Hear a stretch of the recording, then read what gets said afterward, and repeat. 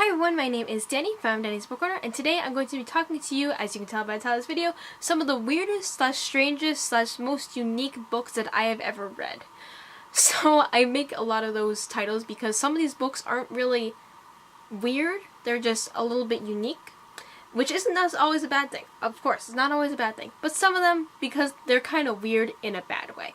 So, let's get into it. The first book that I would like to mention, which I no longer have, but I will put a picture of it right here, is called Charm and Strange. I believe it's by Stephanie Coogan. This is the weirdest book that I have ever read in my entire life. It's really short. It's like maybe 150 pages-ish. But it's so weird. Like, I don't know where the plot was going.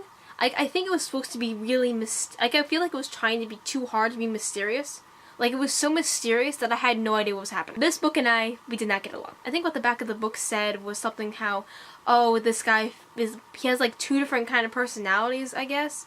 Like, sometimes he's strong and all that stuff, but then he feels like he's like lower and like he's bullied or something. I don't know, it's weird, and I feel like he turned into a werewolf or something. And there was like this weird thing with quarks, like Q-U-A-R-K-S, like these things that are like they're part of an atom. I think they're like part of the nucleus of an atom or something. I don't know. So it just had a lot of weird elements. I feel like it didn't fit together. Like it was just like puzzle pieces from like two different puzzles, and they didn't all want to fit together. That's what this book was. So I would not recommend this book. And also, I don't understand how this book has some sort of reward. I don't understand. I just don't understand it. The next weird book that I have to mention to you guys is Illuminae by Amy Kaufman and Jay Kristoff. Now, if you've not heard of this book, you are probably not a book nerd, which I'm not sure why you're watching this video if you're not a book nerd, but welcome if you're not. So, this book has been all over BookTube for like 2 years-ish, maybe, this came out. Something like that. But I say this book is weird, but I think I should rather say this book is unique. Because it's not told in this traditional text. Like, it's not just a bunch of text. But it's also not a graphic novel. Because this book is told in, like, a bunch of pictures. Like, there's a picture right there. Like, video footage. Or, like, a bunch of documents and stuff. Like, text messages. And like summary of video footage and stuff like that.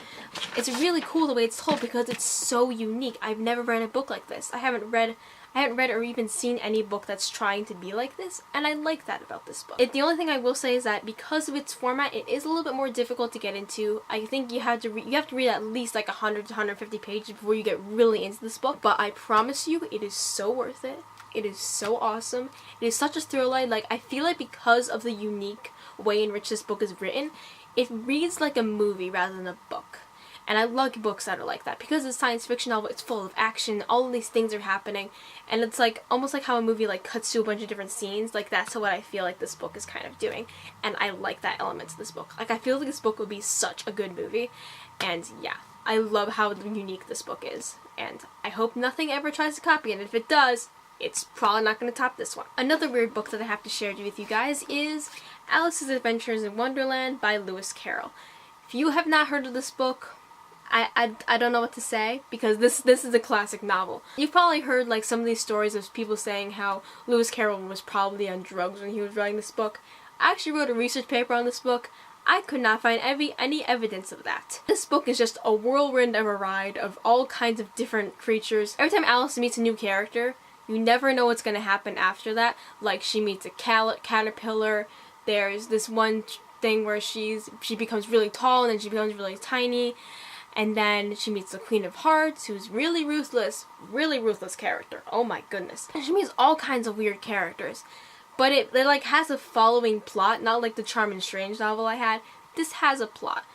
So, this has a plot, and it has a lot of it definitely has character development for Alice. Whereas Charm and Strange, I don't know what's happened with that book. I don't know. If someone can explain what's happening with Charm and Strange, please explain it to me, because I don't understand it. But this book, I really recommend it because it is a classic, so I think you should really read the classics. At some point or another in your life, you're probably going to read them for school, or somehow or another, you're going to read them. So, this one I would actually pick up on my own. I had to do it for a research paper, but I picked this book to do for that research paper, and I'm really glad I picked this book. Now, the next weird book I have for you guys is Vasa in the Night by Sarah Porter. This is a really good book for Halloween, even though Halloween already passed, but if you're into spooky books, this is definitely a spooky book for you. Now, this one I would definitely say is weird and strange and unique, or just all of the above, because this book is actually based on a Russian folktale called Vasila the Beautiful. I'm not sure exactly what that folktale is about, but this book is about a girl named Vasa who lives in the Kingdom of Brooklyn.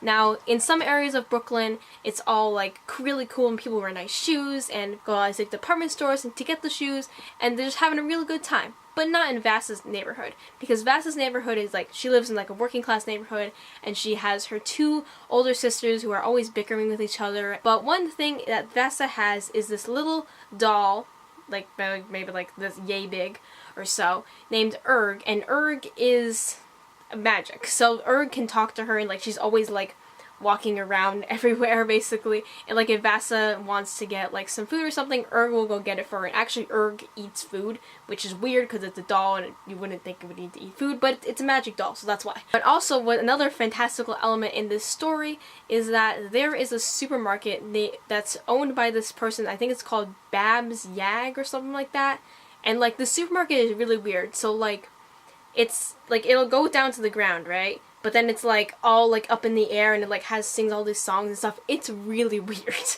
I don't understand this book, but it has a lot of character development, but it's so weird and creepy and strange, but it makes sense. And I kind of like how it's really weird. So if you're into weird books, definitely pick this one up, because this one is really weird. And I like that it's off of a Russian folktale, because I don't know Russian folklore, and I think that's pretty cool that it's based off of that, but with like a modern twist, obviously. And the final weird book that I have to show you guys today is Gone by Michael Grant.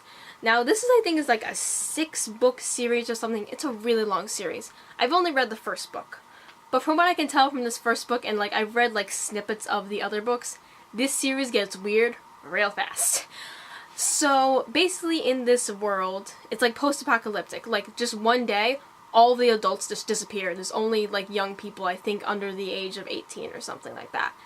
So that in itself is really weird. And then it's only within the certain radius, and it's just really weird. Like I can't even remember. I read this book a while ago, so I can't remember all the details of why it was weird.